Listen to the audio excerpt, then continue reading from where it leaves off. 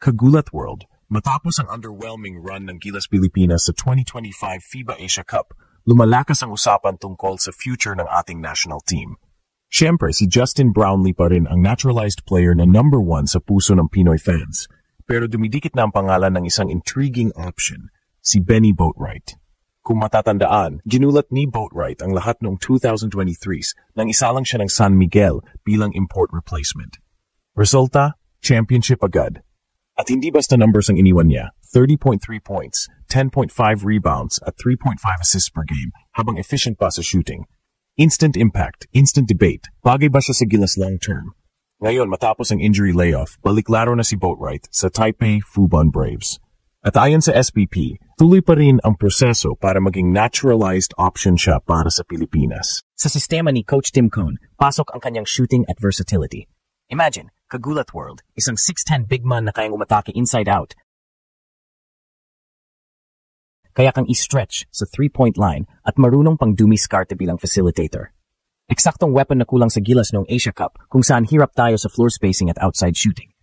Oo, may tanong pa rin sa depensa niya, lalo na sa mabilis na FIBA game. Pero kung ipapartner siya kina Kai Soto, AJ Edu at Quentin Milora Brown, pwedeng mabalanse ang kanyang kahinaan at lumabas pa lalo ang kanyang offensive brilliance. Kagulat World, kung sakaling tuluyang may sama si Boatwright, hindi lang simpleng dagdag player ito. Isa itong game changer na pwedeng mag-modernize ng Gilas offense at magdala ng panibagong dimension sa laro ng Pilipinas. Kagulat World, matapos ang medyo nakakabigong kampanya ng Gilas Pilipinas sa 2025 FIBA Asia Cup, lahat ng mata ngayon ay nakatutok na sa susunod na kabanata. Hindi lang basta tungkol FIBA World Cup qualifiers sa Nobyembre ang usapan, kundi pati na rin kung paano makakabuo ng mas matibay at mas modernong programa para sa ating pambansang koponan. Siyempre, walang duda, si Justin Brownlee pa rin ang Mr. Dependable ng Gilas. Siya ang puso ng team, ang inspirasyon ng mga fans, at ang bayani sa maraming laban. Pero hindi maikakaila na dumarating na rin ang panahon kung saan kailangan ng Gilas na maghanda para sa next option.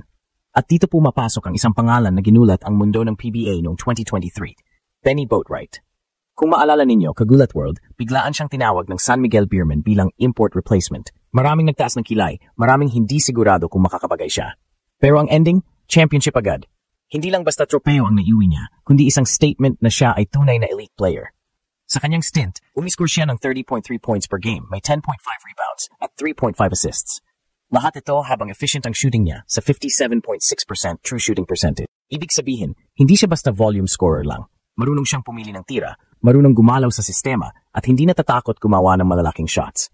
Pero ang tunay na game changer, ang kanyang outside shooting. Isipin mo, isang 6'10 na big man na tumitira ng halos 12 3-pointers per game at kumakabit ng 35.1% mula sa Rainbow Country. Sa isang international game, kung saan napakahalaga ng floor spacing, malaking bagay ang pagkakaroon ng stretch big tulad niya. Kung ikukumpara sa naging performance ng Gilas sa Asia Cup, malinaw ang kulang, shooting. Alam natin, Kagulat World, ranked 12th sa 16 teams ang Pilipinas sa 3-point shooting percentage, mababa sa 30.1%. Madalas na ubusan ng opensa ang team sa half-court sets dahil dikit ang depensa sa loob at walang consistent na outside threat. Ang resulta, forced shots kay Brownlee at Ramos at mabibigat na isolation plays na madaling basahin ng kalaban. Ngayon, isipin niyo kung may Boatwright, automatic spacing, automatic weapon. Kapag nasa floor siya, mapipilitan ang kalabang big man na lumabas hanggang 25 feet para bantayan siya. Ang epekto, mas maluwag sa loob para kay Kai Soto, mas maraming drive lanes para kina Dwight Ramos at Scottie Thompson, at mas balanced ang offensive options. Pero higit pa sa shooting, Kagulat World, may basketball IQ si Boatwright. Hindi niya kailangan ng bola palagi para maging epektibo. Marunong siyang magbigay ng screens, mag-facilitate sa handoffs, at magbasa ng depensa para makapasa sa mga cutters. Sa sistema ni Coach Tim Cone, lalo na sa triangle offense, swak ang ganitong klase ng player. Kaya naman, hindi nakapagtaka na kahit matapos ang kanyang injury layoff, patuloy pa rin kinokonsidera ng SPP si Boatwright bilang naturalized option. Kagulat World, ang tanong, ito na ba ang bagong direksyon ng Gilas? Isa bang stretched big tulad ni Boatwright ang susi para mag-level up at makipagsabayan sa modernong FIBA basketball? Kagulat World, kung isa-isahin natin ang mga pwedeng magbago sa laro ng Gilas kapag may Benny Boatwright, makikita natin na hindi lang basta shooting ang hatid niya. Ang tunay na tanong, paano siya makaka-fit sa sistema ni Coach Tim Cone at sa frontline core ng Gilas na binubuo ni na Kai Soto, AJ Edu at Junmar Fajardo? Unang-una, pag-usapan natin ang triangle offense. Alam na natin na ang sistema ni Coach Tim ay nakabase sa reads at spacing. Hindi ito tungkol sa isolation, kundi sa pagbibigay ng tamang option, depende sa galaw ng depensa. Dito pumapasok ang kagalingan ni Boatwright. Sa San Miguel, nakita na natin kung gaano siya ka-comfortable sa pick and pop at catch and shoot situations. According to Synergy, noong naglaro siya sa Mexico, kumana siya ng 40.6% sa spot-up threes, 37.5% off-screens, at halos 39% sa catch-and-shoot. Ibig sabihin, kahit saan siya ilagay sa arc, threat siya. At kapag may ganitong threat, mas dumadaloy ang triangle dahil laging may spacing. Imagine this, kagulat word, kapag nasa pinch post si Boatwright, isang critical spot sa triangle, pwede siyang mag-handoff sa guard, tapos agad-agad pumunta sa pop-out para sa 3. Kapag dinepensahan naman siya ng dikit, may option siyang mag-roll sa loob. At ayon sa Synergy, nakaproduce siya ng 1.3 PPP points per possession sa pick-and-roll situations. Hindi lang siya tira, kundi efficient tira. Sa madaling salita, meron siyang dalawang bagay na kulang ngayon sa Gilas. 1. Consistent floor spacing. 2. Secondary playmaking.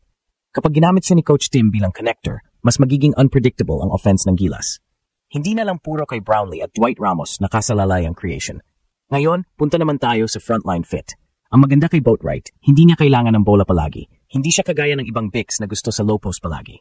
Ang laro niya, complementary. Dahil kaya niyang mag-stretch, mas maraming one-on-one opportunities si Kai sa post. Hindi na laging may double team kasi hindi pwedeng iwanan si Boatwright sa perimeter. Kay AJ Edu, si Edu ang rim protector at energy big. Habang nakatutok si Edu sa depensa at rebounds, si Boatwright naman ang pwedeng tumutok sa spacing.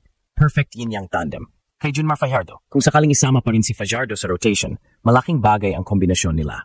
Junmar sa loob, Boatwright sa labas, classic inside-out game na napaka-effective sa FIBA setup. Kagulat word, ito ang kulang sa Asia Cup campaign ng Gilas. Hindi balance ang offensive weapons, laging masikip ang paint, predictable ang galaw, at kulang sa outside threats. Pero kapag may Boatwright, nagiging modern ang identity, stretch big, multiple creators, at mas mabilis na reads sa triangle. Ang pinakamahalaga dito, kagulat world, hindi siya demanding star. Hindi niya kailangang hawakan ng bola sa bawat possession para makaapekto sa laro. Swak siya sa sistema, swak sa frontline, at swak sa direksyon na gustong tahakin ni Coach Tim Cone. Kagulat world, kung offense lang ang pag-uusapan, walang duda, sakto si Benny Boatwright sa kailangan ng Gilas. Pero gaya ng lahat ng kwento, may kabaligtaran ding bahagi. At dito pumapasok ang biggest concern, kayang-kaya ba niya ang depensa sa FIBA level? Oo, may tangkad at length siya, pero sa PBA at Mexico, nakita na natin na kapag napunta siya sa switches, laban sa mas maliliit at mas mabilis na players, nagiging target siya. Ang tanong ngayon, paano siya i-manage ni Coach Tim? Dito papasok ang sistema. Hindi kailangan siya ang primary defender sa perimeter. Kapag ipinares siya kay AJ Edu, elite rim protector, o kay Kai Soto, mobile big na may help defense, nababawasan ang pressure kay Boatwright. Ang trabaho niya, manatiling disiplinado, huwag mag-overcommit at gamitin ang length para mag-contest ng shots. Kung offense-defense balance ang pag-uusapan, kaya niyang i-offset ang kanyang kahinaan sa depensa dahil sa floor spacing na sobrang halaga sa international game. Kagulat word, sa dulo, ganito kasimple.